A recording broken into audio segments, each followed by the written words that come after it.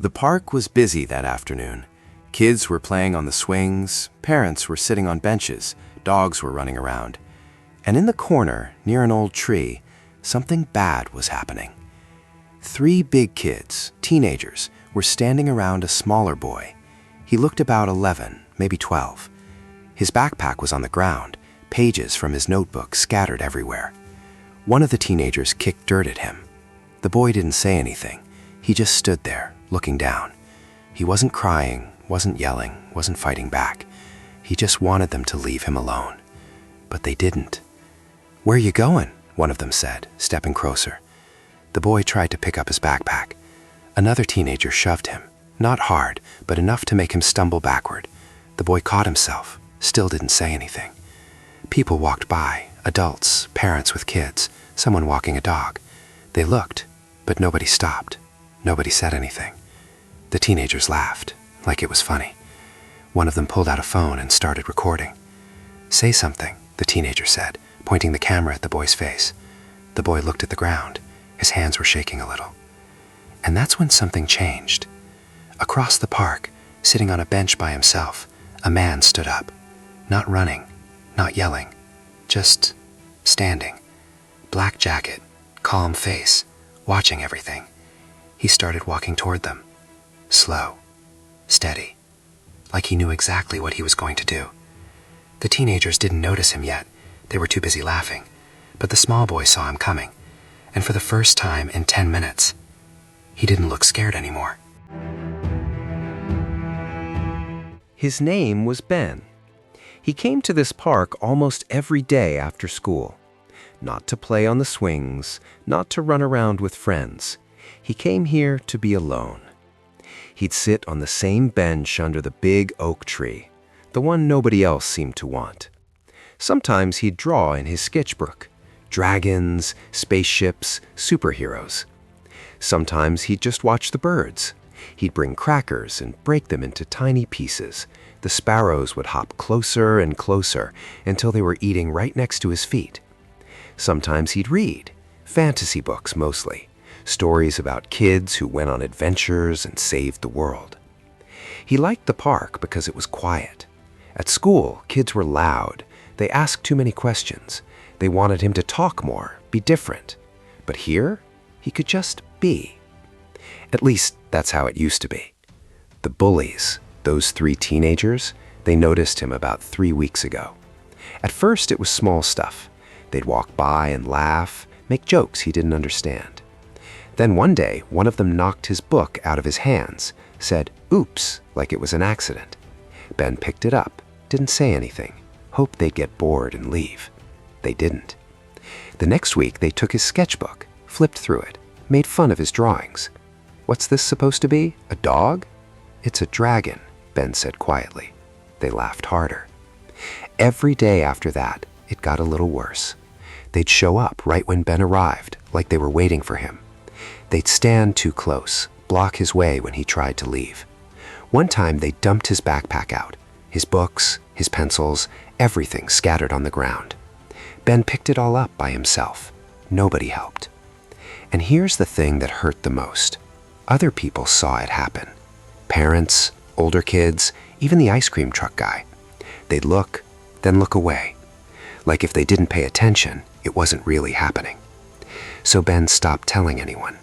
What was the point? At home, his mom would ask, "How was the park today?" "Fine," he'd say. But it wasn't fine. Some kids go to the park and then go home and forget about it. Ben went home and thought about it all night. He'd lie in bed replaying everything. What he should have said, what he could have done differently, why nobody helped him.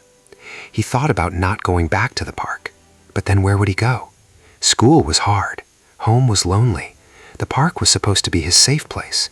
So he kept going, even though he was scared, even though he knew they'd be there, because giving up the one place he liked felt worse than dealing with them. And today, this afternoon, was just like all the other days, except for one thing. Today, someone was watching. Someone who wasn't going to look away. Today started the same as always. Ben got to the park at 3:30, right after school. He walked to his usual bench, sat down, pulled out his sketchbook. He'd been working on a drawing of a castle with towers and flags and a dragon flying overhead. For about 10 minutes, everything was fine. He drew, the birds hopped around nearby, the sun felt warm. Then he heard them, laughing, getting closer. Ben looked up. All 3 of them, walking straight toward him. His stomach dropped. "Hey, look who's here," the tallest one said. His name was Tyler. He was 16. The other 2 followed behind him like shadows. Ben didn't say anything. He closed his sketchbook and put it in his backpack. Maybe if he left quickly, they'd leave him alone. But Tyler stepped in front of him. "Where are you going? We just got here." "I have to go home," Ben said quietly. "No, you don't." Tyler grabbed Ben's backpack off the bench. Ben stood up fast. "Give it back." Tyler laughed. He opened the backpack, pulled out the sketchbook. "Let's see what you're drawing today." "Please don't." Tyler flipped through the pages. The other 2 leaned in, looking over his shoulder. "This is supposed to be a castle?" one of them said. "Looks like a box." "The dragon's okay, I guess," the other one added. "If dragons had weird legs." Tyler ripped a page out. Not the castle, a different drawing, one Ben had spent hours on. "Stop!" Ben reached for it. Tyler held it up high, out of reach. Then he crumpled it into a ball and tossed it on the ground. Ben felt his face get hot. His eyes started to sting. But he didn't cry. He wouldn't give them that. One of the boys pulled out his phone, started recording. "Say something funny," he said, pointing the camera at Ben. Ben looked down at the ground. People were walking by, a mom with a stroller, a man walking his dog, 2 older kids on bikes. They all looked over, but nobody stopped. Nobody said, "Hey, leave him alone." Nobody did anything. Tyler shoved Ben, not super hard, but enough to make him stumble back a step. "You get a cry?" Tyler asked. Ben shook his head. Tyler shoved him again, harder this time. Ben's shoe caught on a rock. He fell backward, landed on the grass. His backpack hit the ground. Everything spilled out. Books, pencils, his lunchbox. The 3 boys laughed. The one with the phone zoomed in closer, recording everything. And Ben just sat there, in the middle of the park, surrounded by his stuff, while people walked by and pretended not to see. That's when it happened. Across the park, maybe 20 feet away, a man stood up from a bench. Black jacket, calm face. He'd been sitting there the whole time, watching everything. And now he was walking toward them. Not running, not yelling, just walking. Like he had all the time in the world. And like he knew exactly what he was going to do. If you were there, would you have helped? Would you have said something? Or would you have walked away? Think about it. Let's go back a little bit. Before Tyler grabbed Ben's backpack, before the shoving started, there was someone else in the park that day, sitting on a bench across from the oak tree, about 20 feet away. His name was Steven. He came to the park sometimes, usually just to sit quietly, to think. He wore a plain black jacket, jeans, nothing fancy. To most people, he looked like just another person enjoying the afternoon. But Steven wasn't like most people. He noticed things. He'd been sitting on that bench for about 30 minutes, drinking coffee, watching the park. He saw kids playing tag, saw parents pushing strollers, saw dogs chasing tennis balls. And he saw Ben, the quiet kid sitting alone under the oak tree, drawing in his notebook. Steven noticed how Ben kept to himself, didn't bother anyone, just drew. Then Steven saw the 3 teenagers walking toward Ben. He watched how Ben's shoulders tensed up, how he closed his notebook quickly, how he tried to leave. Steven didn't move yet. He just watched. He saw Tyler grab the backpack, saw them mock Ben's drawings, saw them rip out the page and crumple it. Steven's jaw tightened a little, but he stayed sitting. He wasn't ignoring it. He was watching, paying attention, reading the situation. Then one of the boys pulled out his phone and started recording. That's when Steven knew this wasn't just teasing. They were trying to embarrass Ben, on purpose, for fun. He watched people walk by, The mom with the stroller, the man with the dog. All of them looked, all of them kept walking. Steven set down his coffee cup. Then came the first shove. Ben stumbled back but didn't fall. Steven's hands rested on his knees, ready. Then the second shove, harder. Ben fell. His backpack hit the ground, everything scattered. And the three boys just laughed. That's when Steven stood up. Not fast, not angry. Calm. He didn't yell across the park, didn't wave his arms, didn't call for help. He just started walking, one foot in front of the other, steady, controlled, like he'd done this before, like he knew exactly what he was doing. Tyler and his friends didn't notice him at first. They were too busy laughing, too busy recording Ben sitting in the dirt. But Ben noticed. He looked up, saw Steven walking toward them, and something in Ben's face changed. Not relief exactly, not yet, but hope. Because for the first time in weeks, someone wasn't looking away. Someone wasn't pretending this wasn't happening. Someone was coming. Steven got closer, 10 feet away, then 5. The energy in the park started to shift. A couple of people stopped walking, turned to watch. Tyler was still laughing, still talking, still didn't see Steven coming, until Steven was right there, right behind him, and Steven's voice, calm, quiet, but firm, cut through everything. That's enough. Just 2 words, but the way he said them made everyone freeze. Tyler spun around. He was taller than Steven, bigger, younger, but when he looked at Steven's face, calm, steady, totally in control, Steven's smile disappeared, because confidence is different than size, and Steven had something Tyler didn't. Real strength, the kind that doesn't need to shout. Tyler turned around fast. "What did you say?" Steven stood there, calm, hands at his sides. I said, "That's enough." Tyler looked Steven up and down. Then he laughed, but it wasn't a real laugh. It was nervous. "This isn't your business, man." "Yes, it is," Steven said quietly. Tyler's 2 friends stepped closer, trying to look tough. "We're just messing around," one of them said. Steven looked down at Ben, still sitting on the ground, surrounded by his spilled books and pencils. Then Steven looked back at Tyler. "Does he look like he's having fun?" Nobody answered. "Exactly," Steven said. "So you're done now." Tyler's face turned red. He didn't like being told what to do, especially in front of his friends, especially while one of them was recording. "Or what?" Tyler said, stepping closer to Steven. Steven didn't step back, didn't flinch, just stood there. "You don't want to find out," Steven said, still calm, still quiet. But there was something in his voice that made Tyler hesitate. "Whatever, the kid's fine." He turned back toward Ben. "Right?" He reached down like he was going to grab Ben's arm, pull him up rough, make it look like he was helping. That's when Steven moved, fast but controlled. He stepped between Tyler and Ben, and when Tyler's hand came forward, Steven caught his wrist. Not hard, not violent, just firm, like a parent stopping a kid from touching something hot. Tyler tried to pull his hand back. He couldn't. Steven's grip wasn't hurting him, but it was strong, really strong. "I said you're done," Steven repeated. Tyler's eyes went wide. For the first time he looked scared. His 2 friends took a step back. The one with the phone was still recording, but now he looked worried. "Let go of me," Tyler said. His voice cracked a little.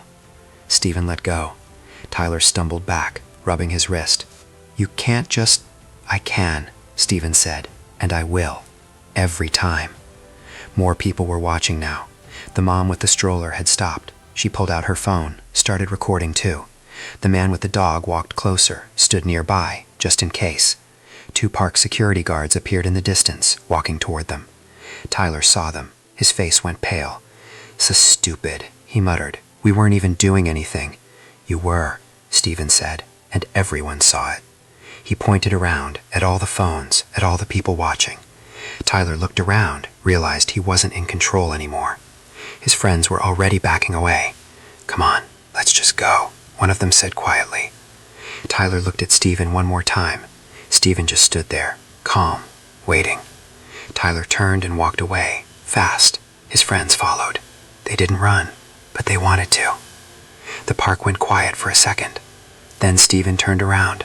knelt down next to Ben. His voice changed, softer now, gentle. "You okay?" Ben nodded, but his hands were still shaking.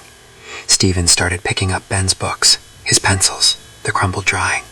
He handed them back to Ben, one by one, carefully, with respect, like they mattered, because to Ben, they did. Everything felt different now. A minute ago, Tyler and his friends were in control. They were laughing, recording, acting like they owned the park. Now, they were standing off to the side, quiet, looking at the ground. And everyone else was paying attention. The mom with the stroller walked over. "Is everything okay here?" she asked Steven. "It is now," Steven said. She looked at Tyler and his friends, then at Ben. "I saw what happened," she said firmly. "I got it on video, too." Tyler's face went even more pale. One of the park's security guards arrived, a woman with a radio and a yellow vest. "We got a call about some kids causing trouble," she said. "These three," Steven said, nodding toward Tyler and his friends. The guard looked at them. "That true?" "We were just joking around," Tyler said quickly. "Joking?" the mom said. She held up her phone. "I have a video of you shoving that boy to the ground." "It was an accident," Tyler tried. "Twice?" Steven asked. "You accidentally shoved him twice?" Tyler didn't have an answer for that. The security guard pulled out a notebook. "What are your names?" Tyler looked at his friends. They looked back at him. Nobody wanted to answer. "Names, now," the guard said. Tyler told her. So did his friends. Their voices were quiet, scared.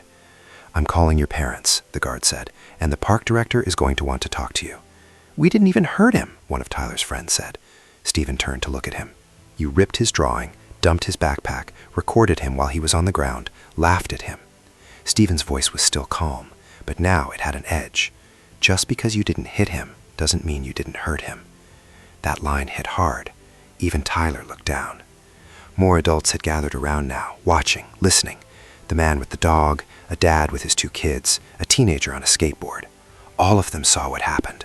All of them knew Tyler and his friends were wrong. Tyler's phone buzzed. He pulled it out. His face went white. "What?" one of his friends asked. Someone posted the video," Tyler said quietly. "What video?" "Of us, pushing the kid. It's already got like 200 views." The friend who'd been recording looked sick. "I didn't post it."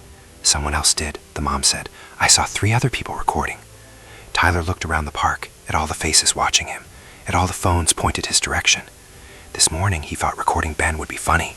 Now everyone was recording him, and he wasn't laughing anymore. The security guard wrote something in her notebook. "You 3 need to come with me. We're calling your parents, and you're banned from this park for the rest of the month." "That's not fair," Tyler said. "You want to talk about fair?" Steven asked quietly. Tyler looked at Ben, still sitting on the ground, still shaking a little. Tyler looked away fast. "Let's go," the security guard said. Tyler and his friends walked away with her, heads down, embarrassed. The crowd started to break up. People went back to what they were doing. But they kept looking over, kept watching, making sure Ben was okay, making sure the bullies were really gone. The park felt safe again. The park slowly became quiet again.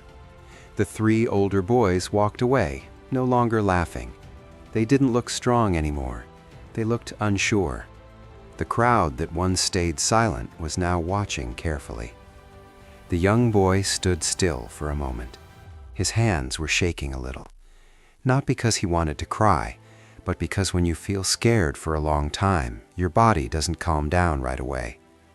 Steven bent down so he was at the boy's eye level. He didn't speak loudly. He didn't give a big speech. He simply said, "Are you okay?" The boy nodded slowly. Steven picked up the notebook that had fallen on the ground. He brushed the dirt off gently and handed it back. "This belongs to you," he said. The boy held it tightly, like it was something very important, because it was. Inside that notebook were his drawings, his thoughts, his ideas. Steven looked at him kindly. "Listen," he said softly. "When someone tries to make you feel small, it's usually because they feel small inside." The boy blinked, thinking about that. "You didn't do anything wrong," Steven continued. "Being quiet doesn't make you weak. Being kind doesn't make you weak either." The boy looked up. "But they're bigger than me," he said quietly. Steven nodded. "Sometimes people are bigger on the outside," he replied. "But strength is not about size. It's about how you choose to act." The boy thought about how he didn't fight back. "I was scared," he admitted. "It's okay to be scared," Steven said. "Being brave doesn't mean you're never scared. It means you don't let fear decide who you are." The park felt normal again. Kids were playing. Birds were flying. The world hadn't ended. Steven stood up slowly. "If this ever happens again," he said, "tell an adult you trust. You don't have to handle everything alone." The boy nodded again, this time a little stronger. "Thank you," he whispered. Steven gave him a small smile. "Someday," he said, "you might see someone else being treated unfairly. When that day comes, remember how this felt, and choose to be the person who helps." The boy looked down at his notebook, then back up. He stood a little straighter now, not taller, but stronger inside. As Steven walked away, the boy didn't feel as small as he did before, because sometimes it only takes one person to remind you that your value doesn't change just because someone tries to push you down. The park slowly went back to normal. Kids started playing again. Parents kept talking. Birds flew across the sky like nothing had happened. But for one young boy, everything felt different. He wasn't alone anymore, not because someone fought for him, but because someone stood up for him. Sometimes people think being strong means being loud or big or scary, but that's not true. Real strength means protecting someone who can't protect themselves. Real courage means speaking up when something is wrong. Steven didn't yell. He didn't start a fight. He didn't try to embarrass anyone. He just stepped in and said, "That's enough." And sometimes that's all it takes. The bullies walked away that day, but the boy walked away with something much more important: confidence. He learned that being quiet doesn't mean being weak, and being small doesn't mean being powerless. It just means you haven't found your strength yet. Now I want to ask you something. If you saw someone being bullied, would you pretend you didn't see it? Or would you stand up for them? Type protect if you believe helping others is important. Type kindness if you believe being kind is real strength. Because the world doesn't change when people stay silent. It changes when even one person decides to care. And remember this, you don't have to be the biggest person in the park to make the biggest difference.